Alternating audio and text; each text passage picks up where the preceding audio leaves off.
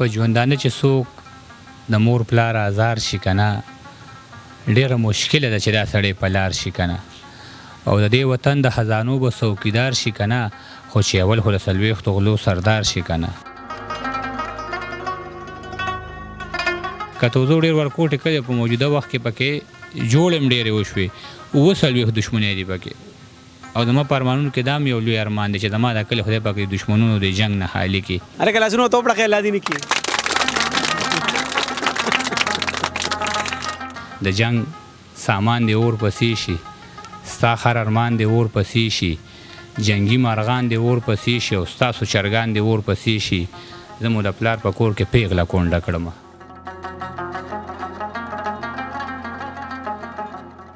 چې د ټوپک د لاسه بلې کې کم رور لمبې بیا یې اکثر په لوبټه مړې کوي خور لمبې ناروغه مور کچه کوټه د شړق باران او لوږه مونږ کره بلې به اکثر وي دا څلور لمبې چې وایي پښتنو کې مینې نشته هغه خلک چې مینې ته یې زړو شي نو سوات ته ځي راځي او بې شمېره پښتانه یې جړولي ما پې نه کې یو کس چې خدای تعالی عرفات ته ځي راځي یو سړی دلته د مار خپو پسې ګرځي او د مکه کې یې تنه 2 ځایه شوې یوه پیغله د پلار خپو پسې ګرځي چې دا به جفت وي او کتاق یاره څه نشم ویلی او د مار وخت پې وشي لړم له به خدای سترګې ورکي خو پښتنو کې اتفاق یاره څه نشم ویلی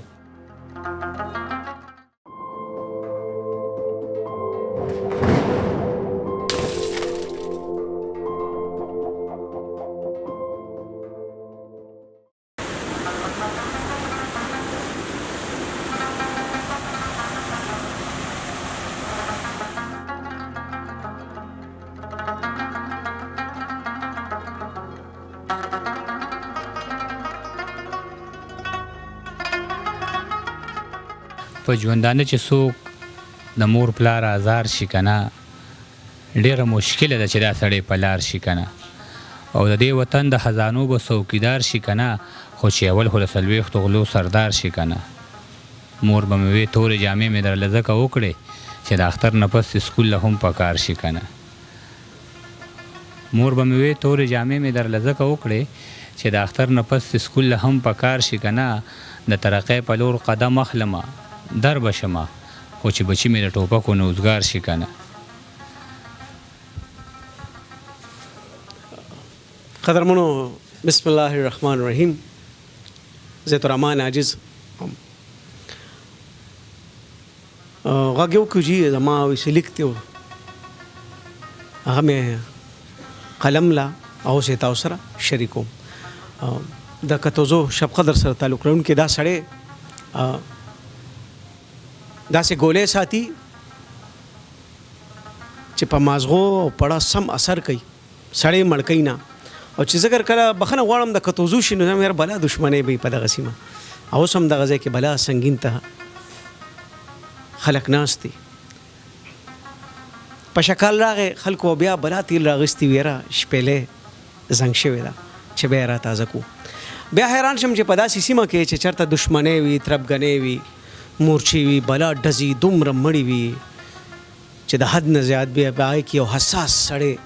څنګه د قلم سره لوبېږي نو ځکه بیا د عجز لرالو ما چې ستا د عجزۍ شعرونه دي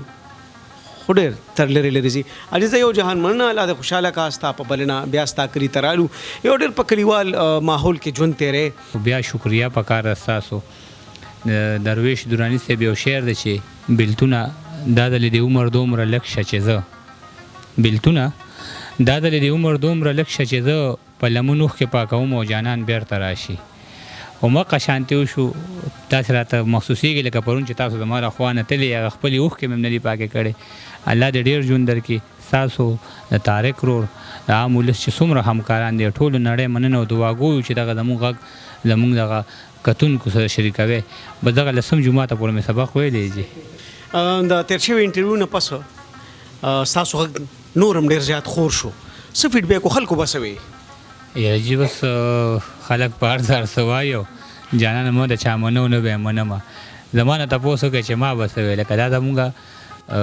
خوبونه وو ځکه چې ما به شعر لیکه خو چاته مې رسولی نه شو زموږ چې څومره شاعران ملګري نور هم یادوم، یوازې دا چې صرف تاسو یادوم، خو په هغې کې تاسو هم چې دا زما یو خوب و چې زه یوسف جان لاله سره ناست یم او زما نه هغه شعر ریکارډ کوي. خو هغه وخت چې ما خپل ځان ته وکتل، خپل دغه ته مې وکتل، اوس هم زما داسې دومره حیثیت نه دی په دې کلي کې، ټول نه غریب سړی یم. تاسو به ډېر داسې خلک تېرې شي د مرګ نه بعد داخله کورونه خالي پاتې شي، نو دغه څیز هم ډېر حساسي کړی او هغه هم دغې خبرې له هم راځم استاسو که توضو ډېر ورکوټې کړې په موجوده وخت کې پکې جوړې هم ډېرې وشوې، 40 دښمنۍ دي پکې.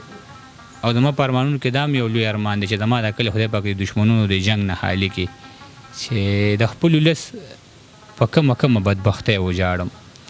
داسې منظر مې په نظر باندې راغلی دی چې نه مې په ناسته سکون شته او نه په ولاړه سکون. په یوه لار د یو ملګري ملاقات له تلمه چې وارخطا چغې مې تر غوږه رالې او یوې چغې مې په ټول وجود ویښتو درول چې یوې مور خپله سینه وخله دا یې ویل زما چرسي بچي غرق ته کړو، دا څه دې وکړل. شوم ور روان په دغه چغو پسې او د غوږونو خپې مې تیزې کړلې. کور مې معلوم کو خو د کوره تښتېدلي و ټول، او د غوږونو خپې مې تیزې کړلې. کور مې معلوم کو خو له کوره تښتېدلي و ټول، د کلي خلک به دوران کور تماشې له راتلل. شرم خو هسې هم زما په خیال چې ښه شی نه دی، او بیا دې زموږ د پښتنو مخکې خدای مه شرموه، په هر یو زخم به کوي د مالګو ترم کې. د دغه کور دروازې دواړه داسې خلاصې وي چې لکه ګریوان د لیوني چې څنګه سیرې پروت وي. په دغه خلاصو دروازو به خلک تلل او راتلل. زه هم ورننوتم کور ته، خو عبرت دپاره د دروازې سره په خوا کې یو تنور ولاړ و. په دې تنور کې څو روټۍ وې چې تازه پورې وي او په قلپۍ کې لږه ډېره خمبیره پرته وه. د دې تنور سره په خوا کې په یو مات نغري په یو زړه غوندې کټوۍ کې لږ شاندال پراته وو چې نه پاخه وو نه مو وسیله خوټ کېدل، او مسله په دونکاچه باندې خواره پرته وه. په مسله باندې په ښکلې په یو سور رحیل کې د غټو ټکو یو ښایسته قرآن مجید پروت و چې د شپږمې سپارې او په 8مه رکو او د نظر چشمې په دغه یو آیات پرتې وې. د یو انسان قتل د ټول انسانیت قتل دی. او په برنډه کې د لرګي یوه زانګو پرته وه، په دې زانګو کې د ماشوم یوه چوشني پرته وه او د ماشوم سیزني زانګو نه وه ځوړنده پرته. دې زانګو سره په خوا کې یو زوړ کټ پروت و او په دې کټ کې د ګنډلو یو مشین پروت و چې د مشین د ستنو لاندې یوه سره جوړه وه او دا جوړه د یوې ناوې د واده جوړه وه. د مشین ستنې په دغه سره جوړه وې خښې پرتې چې نیمه خاورو کې او نیمه په کټ کې پرته او مشینګڼه تې په منډه تښتېدلې وه. د یو بابا نه مې تپوس وکړه چې دا ولې د جنت په شانتې کور نه دوزخ جوړ دی، په تنور کې روټۍ سوځي خو څوک نشته چې رالرې یې کړي شکور کې سنبال کي، او زانګو تشه د ماشوم په ارمان زانګي، او زانګو تشه د ماشوم په ارمان زانګي او د ناوې په جوړه خاورې پرتې دي. نو بابا راته ویل زما بچیه چې په کور کې د چرسي وي دا به خال وي. په دې کور کې یو هلک سخت چرسي و، یو چرسي و بل شوقي و د چرګانو. تماچې به یې په بډه ګرځولې، پلار یې مړ دی خو د مور د لاس ورانو، او دې هفته کې د مشرې خور واده دی. چې سحر شو د چرګانو جنګ له لاړه، په کاړه کې په چرګانو باندې وران شو، او په جګړه کې یې هغه هلک مړ کړ چې د چا سره نکاح و د خور شوې. زما سترګې شوراډه کې ترې روان شوم او په شا دغه سرې جوړې ته ګورم، د ضمیر په غوږو دغه مصره اورم، د جنګ سامان دې اور پسې شي، ستا هر ارمان دې اور پسې شي، جنګي مارغان دې اور پسې شي او ستاسو چرګان دې اور پسې شي، زه مو د پلار په کور کې پیغله کونډه کړمه. ډېر ښه ډېر ښه. او دا کله چې سړی قتل وکړي که نه کور روان شي د هغې څومره ښه منظرکشي په ټکو کې زیتالرحمن اجز تاسو ته کېښوده. د چاپېرچل دغه څیزونه په یو داسې انداز کې پښتنو معاشرې ته نصیحت په شکل کې یا د شعر په شکل کې کېښودل د هر سړي د وس کار نه دی. شاعر بلا خبرې په دومره ښکلي انداز کې تاسو ته کېږي چې دا نصیحت په تا بدې نه لګي. دا یو داسې شیشه ده چې په دې کې زموږ دا مخونه ډېر بدرنګ ښکاري، خو موږ په دغه د نصیحت په دغه آینه کې او په دغه چوکاټ کې دغه نصیحت قبول کړو، دا خپل بدرنګ مخ ووینو او چې بیا هم ته موږ نصیحت نالو نو بس بیا مو نصیب شه دغه ژوند چې خدای پاکه جهنم به تې ښه وي. او هسې دې نه کوي اشنا تنور کې شور لمبې،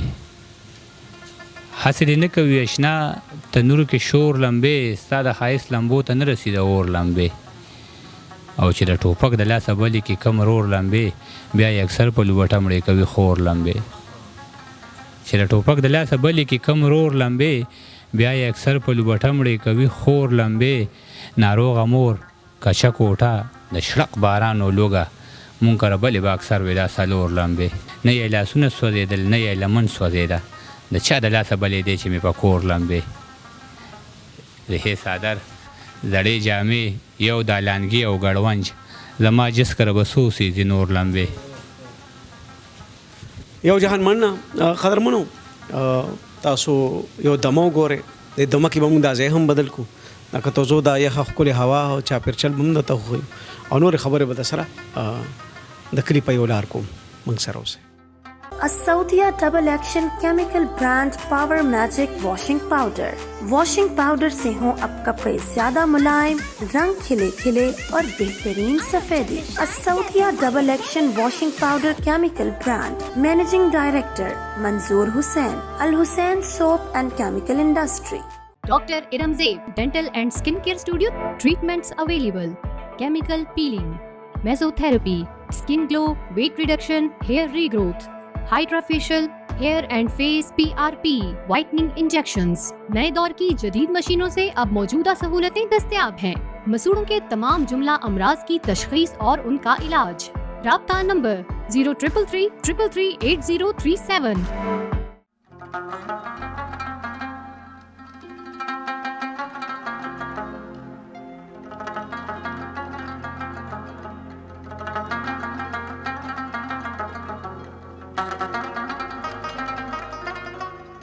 ځوانه یې خپلې بیللې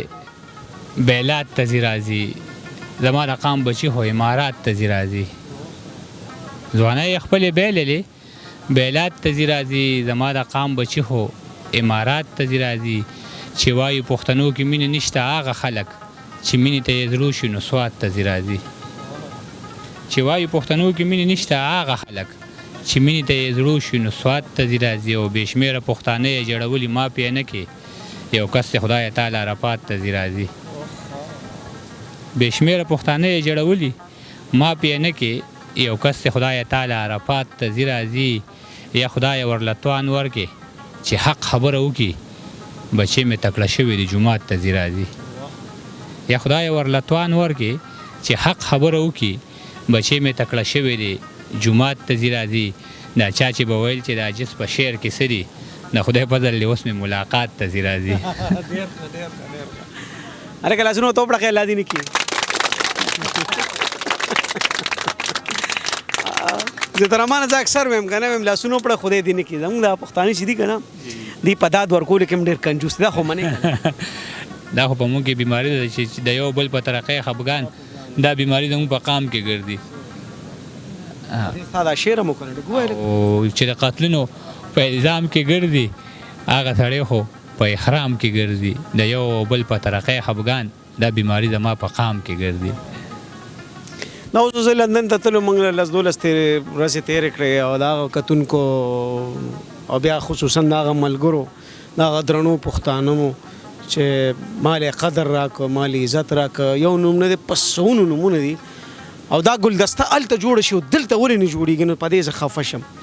چې دغه محبت او دغه اتفاق دی چې په هغه وطن کې چې دا دلته کې هم وي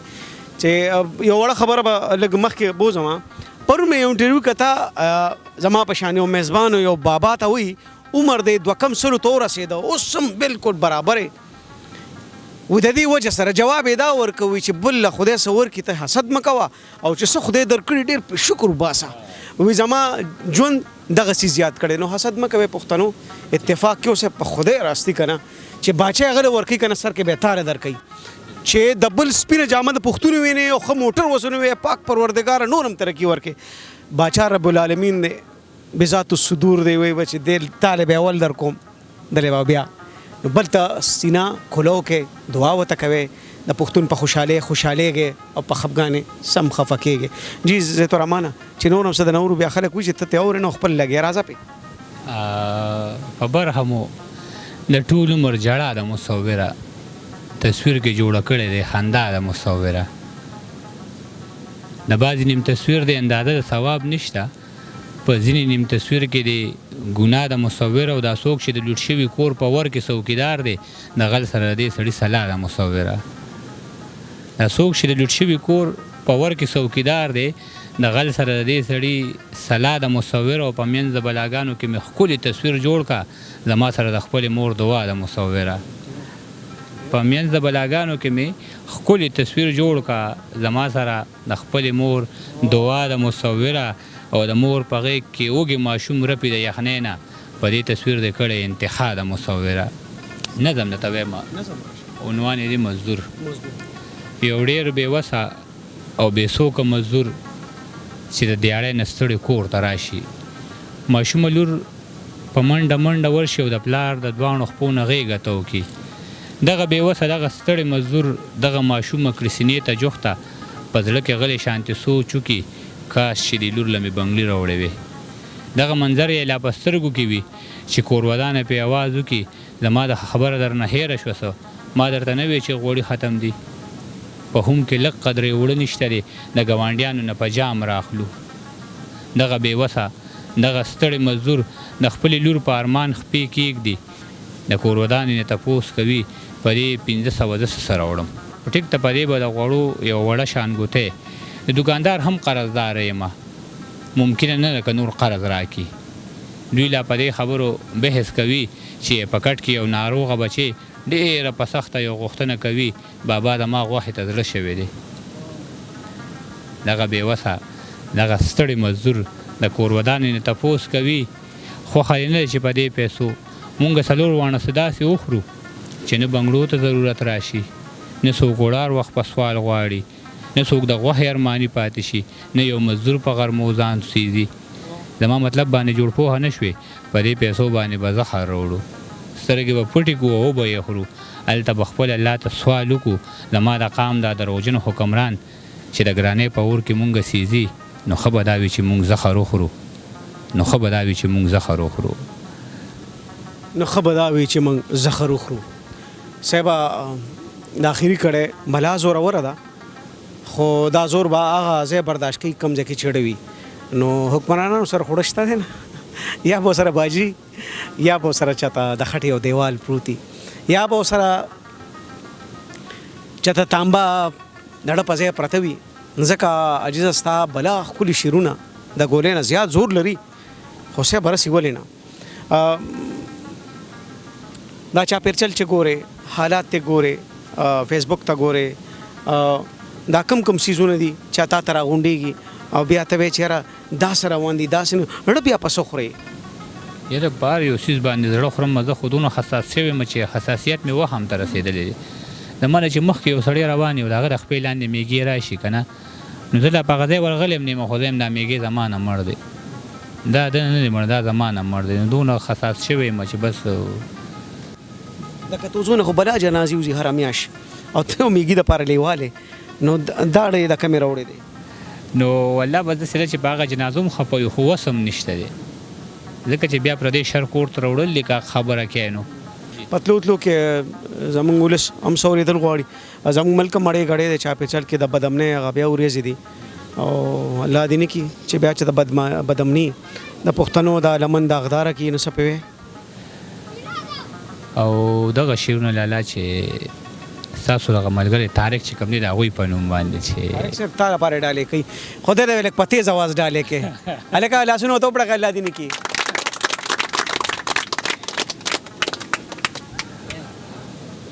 ښایستونه یې په لار خپو پسې ګرځي سپرلي هم زما د یار خپو پسې ګرځي ښایستونه یې په لار خپو پسې ګرځي سپرلي هم زما د یار خپو پسې ګرځي د دې دور د حاکم نه انصاف غواړي او سړی دلته د مار خپو پسې ګرځي د دې دور د حاکم نه انصاف غواړي یو سړی دلته د مار خپو پسې ګرځي او د ماکه کې یې تنه 2 ځایه شوې یوه پیغله د پلار خپو پسې ګرځي. یو ځل بیا عاجز صاحب ښایستونه یې په لار خپو پسې ګرځي سپرلي هم زما د یار خپو پسې ګرځي د دې دور د حاکم نه انصاف غواړي یو سړی دلته د مار خپو پسې ګرځي او د ماکه کې یې تنه 2 ځایه شوې یوه پیغله د پلار خپو پسې ګرځي. او لالا 2-3 شعرونه نور چې قام کې مې ختم شو نفاق یاره څه نشم ویلی، قام کې مې ختم شو نفاق، یاره څه نشم ویلی، ما ته خو ښکاري دا مذاق، یاره څه نشم ویلی، لاسونه وسپړه د غیب علم خدای سره دی چې دا به جفت وي او کتاق، یاره څه نشم ویلی، او د مار وخت پې وشي لړم له به خدای سترګې ورکي خو پښتنو کې اتفاق، یاره څه نشم ویلی، د مار وخت پې وشي لړم له به خدای سترګې ورکي خو پښتنو کې اتفاق، یاره څه نشم ویلی، زه د دې خپلو پښتنو قاتلان پیژنم خو اوس په مې تیر کې څوک الواق، یاره څه نشم ویلی، اجي زما به د انځر ګلونه لیدي وي خو د کلنډر سړي اخلاق، یاره څه نشم ویلی. ډېر ښه ډېر ښه ډېر ښه. زیت الرحمن عاجز یو داسې سړی دی چې د هغه سترګې اوړه چې څه ویني هغه ما او تاسو نه وینو. د ده مشاهده د ده کړه وړه ډېر بل شانتي دي. سمندر که په کوزه کې څوک بندولی شي نو دا جادو صرف یو شاعر سره وي او یقینا چې د زیت الرحمن عاجز دغه سحر او دغه جادو چلیدلی دی. که ژوند دي په بل پړاو کې به سره بیا ملاقات کوو. انشاءالله انشاءالله بس څومره چې لرې یو نو دومره مو نږدې کې خدایه، زما په اوښکو د جانان سترګې لمدې کې خدایه، ستا په نزدېکت خوشحالي ولاله و الله دې هر کله راوله سترګې په خپلو بڼو نه درنېږي. ډېر ښه ډېر ښه. الله دې لره ډېره مننه.